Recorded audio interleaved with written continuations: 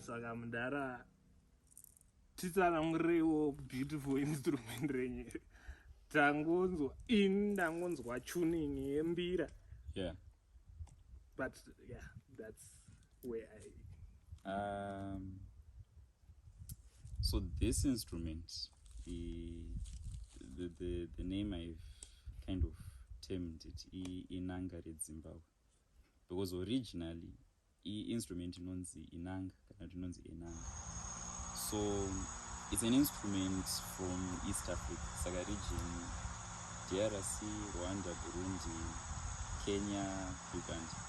You find a similar instrument like this, and usually it's tuned to a pentatonic scale. So Inanga in 1 2 3 4 5 8 1 2 3 4 5 Inanga 10 strings. However, it's not 10 individual strings. It's one string rinotangira up. Saka rinouya and then like it's hooked mashori. It goes, it's hooked, and then the way you tune it is by pulling on the strings to create tension.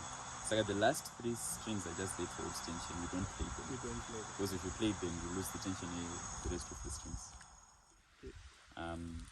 So that's one of the changes that I made, because the 5-note scale, you can do so many things with it, but a lot of Shona music, you need a few more notes. Yeah, we need all notes from do re mi fa sol la ti do. Yeah. Saka, because of a lot of mbira music, do structure. I mean, pani mbira dzisina 7 notes, like the mbira zavanta wini 6. Yeah. But this one, I was thinking along the lines ne njari.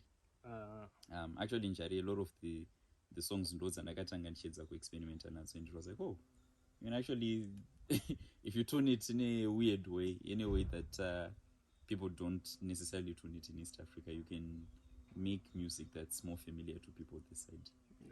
So here I kind of added the metal plates, because it has a kind of a metallic timbre to it, because there's an instrument on the side known as Bangwe, Malawi, Mozambique, Zimbabwe, and it's much smaller, and it's a board in strings, and then you put it in a resonator. You can use the calabash resonator, you can use usually when I use vaishansa magaba. Saka gaba iroro nenge rine majaka. Saka when you play a string, it shimmers, and you need that kind of metallic sound. So that's where the metal plate idea came from, and that's where the tuning system came from. It came from that Bangwe nenge 20 strings at that one day for that. Sometimes I think I told you when I 13 or 14. And then utuma metal tuners to movable tuners, which out you can quickly change the tuning, whatever you're playing. So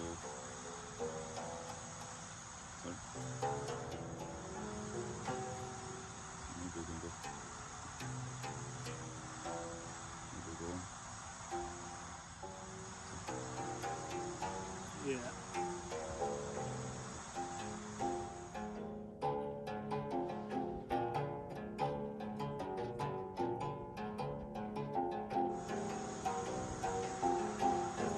njari.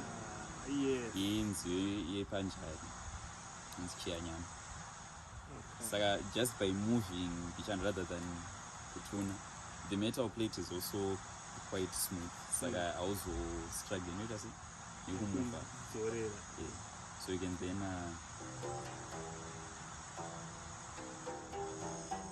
move out, okay, then you can play whatever. So manje pa mbira kana dzakatotuniwa, you can't necessarily just move the keys anyhow. Mbira dzacho dzira 2020 dzakasiyana-siyana, or pese pawada kuita imwe nziyo wotanga kumove damages, but this makes it a bit easier.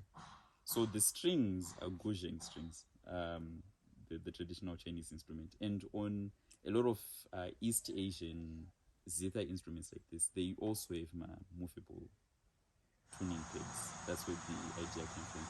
So the strings came with the idea of movable tuning pegs as well, because even in Korean instruments, Japanese instruments like the pot, you go need to my bridge to get to my triangle for move.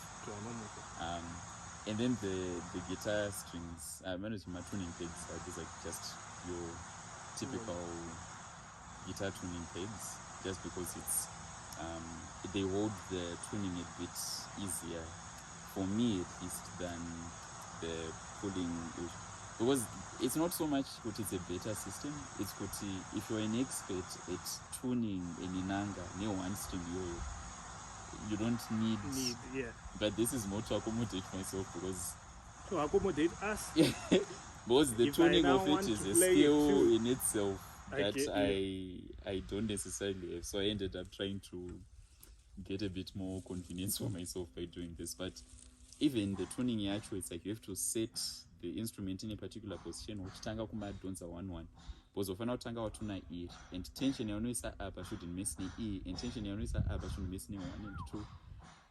You see, if so one it's is like messed up, everything is messed up. So there's also a certain kind of like skill level to the tuning itself, without even talking about playing. Kutotuna kwacho kutori it's like just like pambira. Panano kutoti vanogona reDzimbahwe, but kutuna you have to like look for someone to tune instrument for you, marimba and so on and so forth.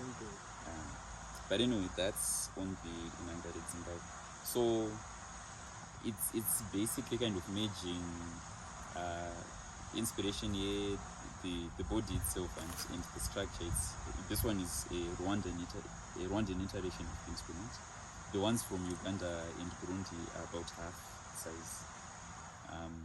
And then also the Bangwe, and kind of seeing what other things can we make from this knowledge that's already moving around the continent. I love it. And these are Roman Catholic Roba.